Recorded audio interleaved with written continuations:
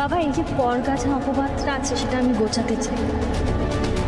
আমি নিজে উপার্জন করতে চাই, রোজগার করতে চাই সৎ পথে।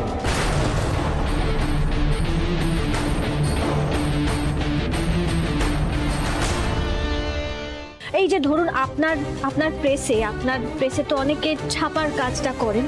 আচ্ছা, সেই মানুষগুলো যদি ছাপাটা বন্ধ করে দেয় তাহলে কি হবে বলুন তো? আপনার খবরের কাগজ বিক্রি হবে? সেগুলো ছাপা হবে? হবে না তো। বাবা, আমি কারুর কাছে হাত পাততে চাই না, ভিক্ষে করতে চাই না, কারুর অনুদান আমি নিতে চাই না। নিজে নিজের যোগ্যতায় একটা চাকরি পেয়েছিলাম, চাকরি করছিলাম। যেই চাকরিটা থেকে আমি উপার্জন করতাম সেটা আমার টাকা হতো বাবা, আমার টাকা, আমার সৎ পথে রোজগার করার টাকা। আমি আমার শ্বশুর মশাইয়ের থেকে, আমার স্বামীর থেকে টাকা নিতে চাই না। তারা যতই বড় লোক হোক না কেন, যত বড় চাকরি করুক না কেন, সেই টাকাটা তো আমার নিজের উপার্জনের টাকা হতো না। এই যে চাকরিটা আমি করছিলাম সেইটা আমার নিজের উপার্জনের টাকা হতো। আপনারা আয়া বলুন, ন্যানি বলুন, যাই বলুন না কেন, আমার তাতে কিচ্ছু এসে যায় না। কারণ এই চাকরিটা, এই কাজটাকে আমি ছোট মনে করি না। কারণ যে কোনো কাজ, যে ধরনের কাজ যাতে সততা থাকে, সেটা রাস্তার মজুর হোক, নর্দমা পরিষ্কার করছে এমন এক ব্যক্তি হোক, লোকের বাড়িতে কাজ করছে, সে তো সৎ পথে রোজগার করছে, সে তো একজন মানুষ, তাকে আমি ছোট করি না। এই যে সৎ পথে রোজগার যে করছে, এটা তার পরিচয়, আমারও সেরকম একটা পরিচয়। আমি সৎ পথে রোজগার করব, সৎ পথে উপার্জন করব, সেটা আমার পরিচয়, যাকে আপনারা ইংরেজিতে বলেন আইডেন্টিটি। এইটা আমার আইডেন্টিটি।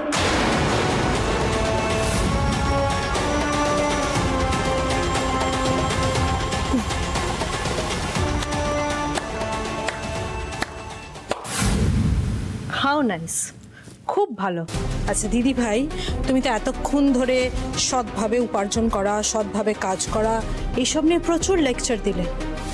এবার আমাকে একটা কথা বলো তো, এই যে এতদিন ধরে তুমি ঝলমলকে মিথ্যে কথা শেখালে যাতে ও বাড়ির সবার থেকে লোকায় তুমি ক্রেশে কাজ করছো, সেই ব্যাপারটা, সেটা কোন ধরনের সৎ কাজ একটু বলতে পারবে? উত্তর নেই তো? ঝলমল তো এবার মিথ্যাবাদী তৈরি হবে, ঠিক তোমার মতো।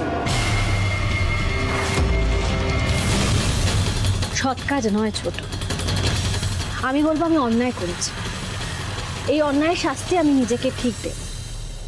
কিন্তু আমি তোকে কথা দিচ্ছি, ঝলমল মিথ্যেবাদী হবে না, ওকে আমি মিথ্যেবাদী হতে দেব না, সেটা আমার দায়িত্ব।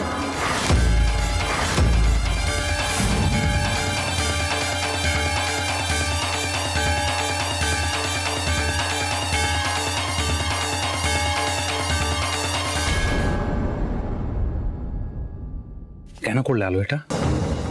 বলো কেন করলে? এর আগে তুমি অনেক কিছু লুকিয়ে করেছো, কিন্তু এবার তুমি যেটা করলে তাতে আমার বিশ্বাস ভেঙে গুঁড়িয়ে গেছে। আলো, চুপ করে থেকো না আলো, উত্তর দাও, কেন করলে? আমি তোমাকে জানিয়েছিলাম। বাজে কথা বলো না। আমি বাজে কথা বলছি না, আমি সেদিন তোমায় বলেছিলাম আমি একটা চাকরি করছি। তুমি আসলে আমাকে এতটাই অবিশ্বাস করো, এতটাই অযোগ্য মনে করো যে তোমার মনেই হয়নি যে আমি চাকরিটা করতে পারি বা চাকরি পেতে পারি। হেসে আমার কথা উড়িয়ে দিলে। মনে পড়ে? যদি বলি আমি চাকরিতে যাচ্ছি, আমার ডিউটি হচ্ছে 12টা থেকে 4টে অবধি। আমি তো পরগাছা, 1 টাকা রোজগার করার ক্ষমতা নেই আমার। তুমি বলেছিলে, মনে পড়ে?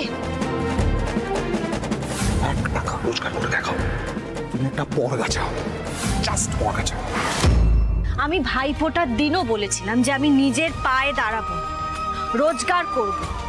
তারপরেও তোমার এই কথাগুলো শুনে এত অবাক লাগছে কেন আমি তো বুঝতে পারছি না। আসলে তুমিও এই বাড়ির প্রত্যেকের মতন এটাই বিশ্বাস করো যে এগুলো সব আমার কথার কথা, আমার কোনো যোগ্যতাই নেই। তাই আমার যোগ্যতা অনুযায়ী আমি এই চাকরিটার জোগাড় করেছি আমার যোগ্যতায়। আগে নিজের দুবেলা দুটো ভাত জোগাড় করে দেখাও, তারপর বড় বড় কথা বলবে। সিরিয়াসলি ঋষি, তুমি একটা জিনিস নোটিস করেছো? দিদিভাইয়ের কিন্তু এখন আচরণ ব্যবহার খুব পাল্টে গেছে। আগে কিন্তু সবার মুখে মুখে এত কথা বলতো না, এখন বলছে। অদ্ভুত প্রতিবাদী হয়ে গেছে। ক্রেশে চাকরি পেয়ে ভগবান জানে কি না কি ভেবে ফেলেছে নিজেকে। খুব ভালো হয়েছে বাবা ওর কাজটা ছাড়িয়ে দিয়েছে। You mistaken. বাবা ওকে কাজে যাওয়া বন্ধ করায়নি, যেখানে চাকরি করতো সেখান থেকে ওকে তাড়িয়ে দিয়েছে।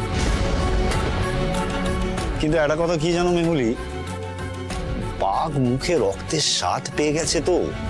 I am sure, I am damn sure বৌদি আবার চেষ্টা করবে কোথাও না কোথাও একটা চাকরি জোগাড় করার। I am sure. এটা কিন্তু তুমি খুব একটা ভুল বলনি ঋষি। তাই এখন আমাদের কাজ হবে সারাক্ষণ দিদিভাইকে চোখে চোখে রাখা, ওর উপরে নজর রাখা। কারণ কি বলতো, চাকরি করতে গেলে তোকে ইন্টারভিউ দিতে হবে, ইন্টারভিউ দেওয়ার জন্য বাড়ির থেকে বেরোতে হবে। আর ওকে যদি আমরা বাড়ির থেকেই বেরোতে না দিই তাহলে চাকরি। আমি বলেছি পরগাছা বলেছি, তুমি যা চাই খুনি দাঁড়িয়ে বললে সেই সমস্ত কথা আমি বলেছি আলো। তুমি সবটা মনে করিয়ে দিয়েছো, আমি কি কি বলেছি সব স্বীকার করছি। তাহলে একটা কথা আমার বলবে, তুমি জানো না আমি কেন বলেছি? আমি তো রাগের মাথায় বলেছি। 15 বছর ধরে আমার সাথে সংসার করছো, তুমি জানো না আমি কথাগুলো রাগের মাথায় বলেছি। মানে তুমি সত্যি জানো না? হোমা, কেন জানবো না, কেন বুঝতে পারবো না? এইটুকু বুদ্ধি তো আবার রয়েছে। কিন্তু এটাও আমি বুঝি যে অনেক সময় কি হয় বলতো, মানুষ রাগের মাথায় তার মনের মধ্যে যা আছে, যা চেপে রেখেছে এতগুলো বছর ধরে, সেটা আসলে বেরিয়ে আসে। আর এটা তো কোনোভাবে অস্বীকার করতে পারবো না যে সত্যি তো এতগুলো বছর ধরে, এই যে 15টা বছর ধরে আমি তো তোমার ঘাড়ের ওপর চেপে বসে আছি। আমি তো তোমার ওপর নির্ভরশীল। এই যে স্বামী স্ত্রী, এই ভালোবাসার মোড়কে মোড়া, আসলে এটা তো সত্যি কথা নয়। আমি তো তোমার ওপর নির্ভর করছি। কেউ কারোর ওপর নির্ভর করলে সে তো সত্যি পরগাছা হয়ে যায়। আমি তো তোমার কাছে সত্যি একটা পরগাছা।